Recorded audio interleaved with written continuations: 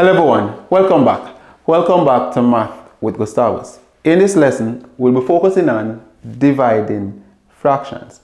Whenever you're dividing fractions, these steps I'm recommended to you.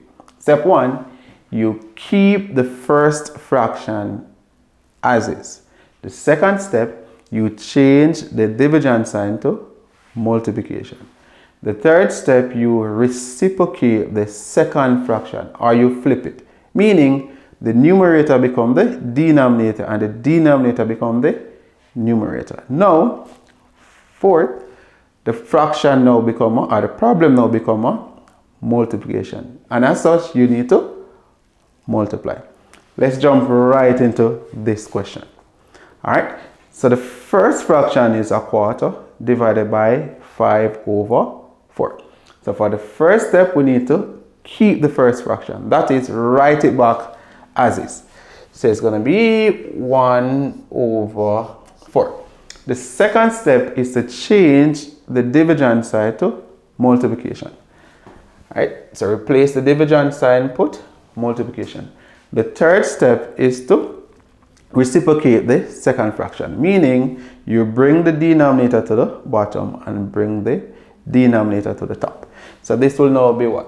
4/5. Now, if you have watched my previous video, you would have seen how I multiplied fraction.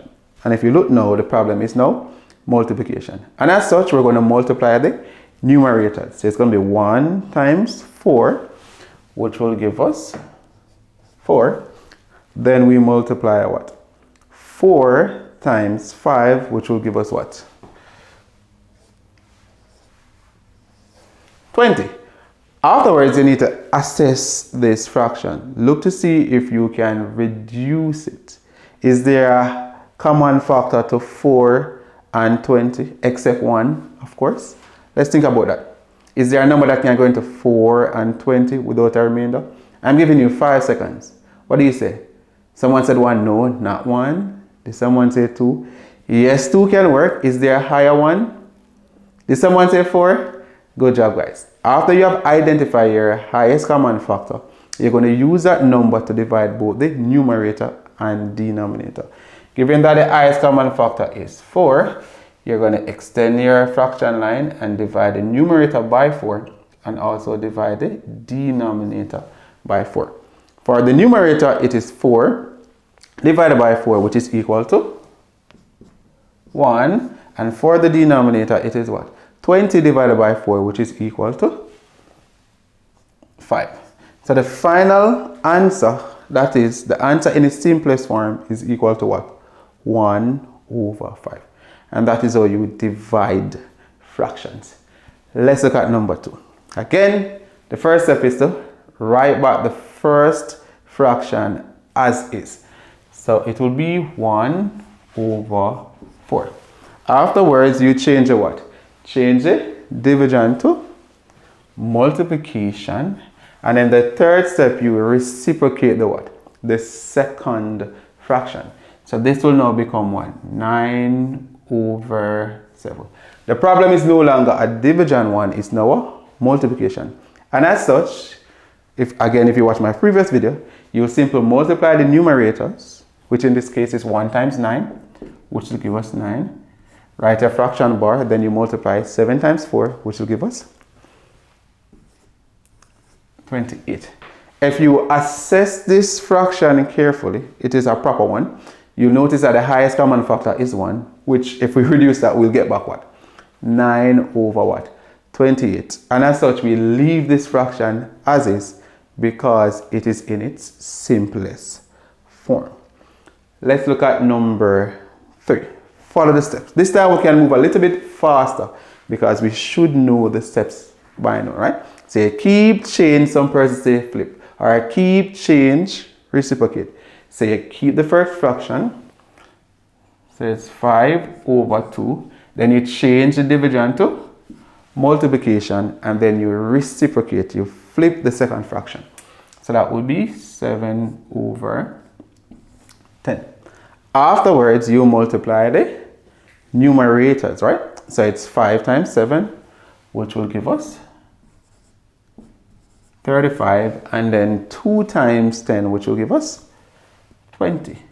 Now you need to determine the highest common factor of 35 and 20. The highest common factor of 35 and 20 would be 5. So you'll say 5 into 35, that goes what? 7 times, and then you say 5 into 20, that goes 4 times. Now 4 over 7 is a improper fraction, or is an improper fraction. And as such, we need to convert it. Or if you want, you can convert it to a mixed number by simply dividing 4 into 7. That goes 1 time, and we'll have a remainder of 3, and then we put it over 4. So the final answer for this in an improper form would be 7 over 4, or you can leave it as what? 3 over 4. So let me quickly highlight the answers. So for the first one, it is 1 over 5. For the second one, it is 9 over 28. And for the third one, it is 1 and 3/4. Let's do another one. If you look close at number 4, you'll see that we have some larger numbers, right? So it is a more challenging one, a more complicated one. Let's look at this one. For this one, we're going to take a slightly different approach. I hope you enjoy this method as well. For this one, the steps are the same. The difference will come into how we go about multiplying the fraction. So let's follow the division steps, right? So first, we keep the first fraction. So it's 15 over what? 26. And then we change the division to multiplication. Afterwards, we reciprocate. We flip that fraction. So it's now what? 39 over what? 25. Now, if you follow the steps that I've used so far, I would multiply 15 times 39 and then what? 26 by what?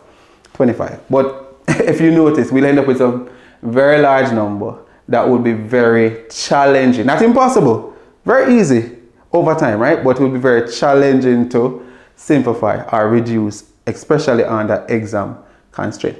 And as such, I'm taking a different approach with this one. If you watched my previous videos as well, you would have seen this method before, where I told you that you can reduce any numerator with any what?